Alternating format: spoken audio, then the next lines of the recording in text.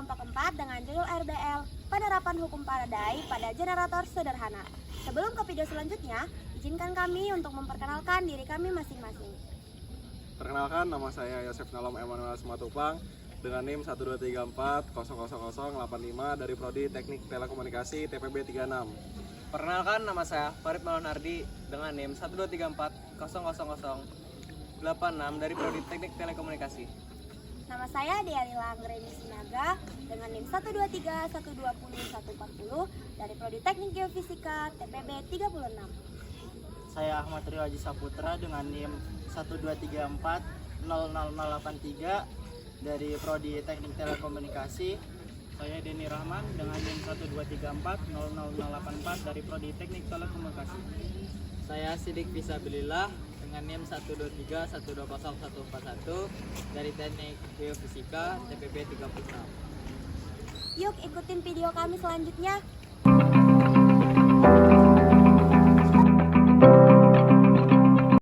Apa itu hukum Faraday? Hukum Faraday adalah hukum yang menjelaskan tentang hubungan antara jumlah listrik yang digunakan dengan massa zat yang dihasilkan, baik dalam katode maupun anode dalam proses elektrolisis.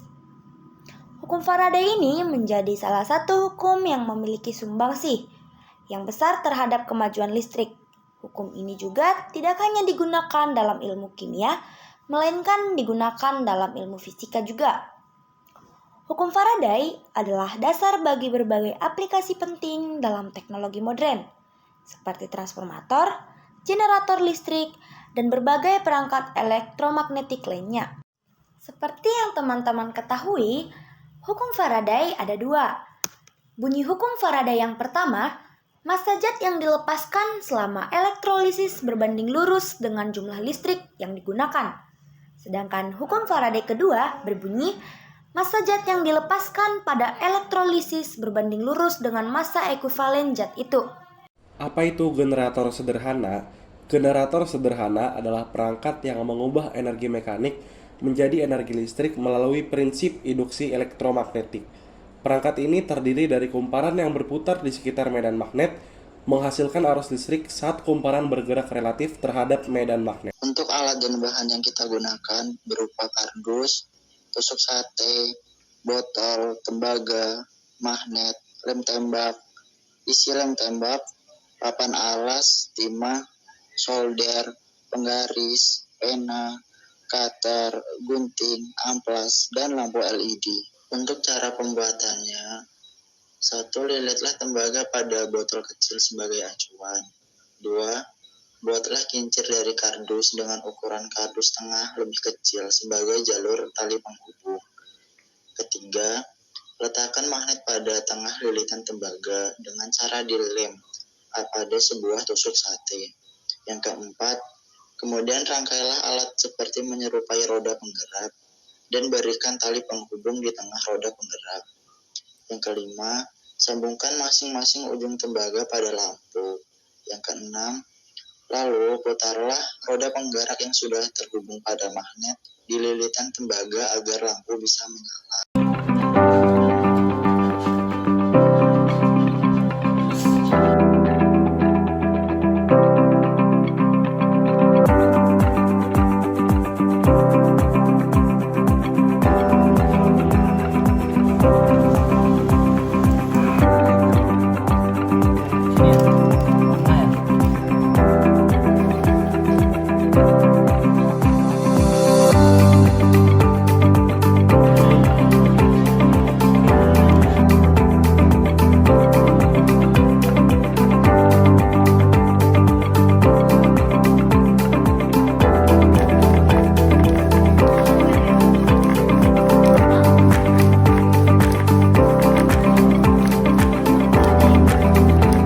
Prinsip kerja generator sederhana.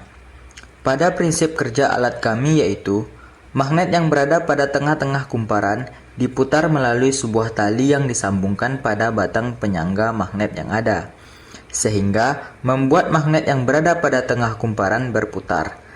Gerakan magnet yang berputar di tengah kumparan dihubungkan ke rangkaian kumparan.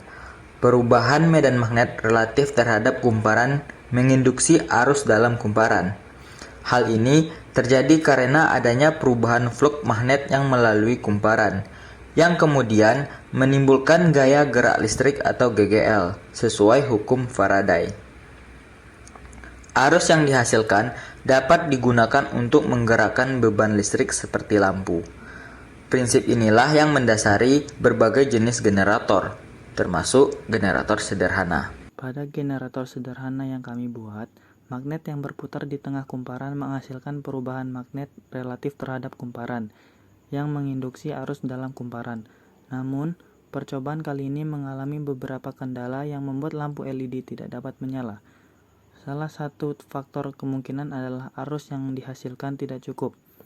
Hal lain yang mungkin menyebabkan masalah adalah ukuran magnet yang terlalu kecil, diameter tembaga yang terlalu besar, dan efisiensi alat pemutar yang kurang baik. Ukuran tembaga yang terlalu besar dapat meningkatkan hambatan pada kumparan, yang mengurangi arus induksi. Sementara itu, ukuran magnet yang kecil menghasilkan medan magnet yang tidak cukup kuat untuk menghasilkan arus yang cukup pada kumparan tembaga.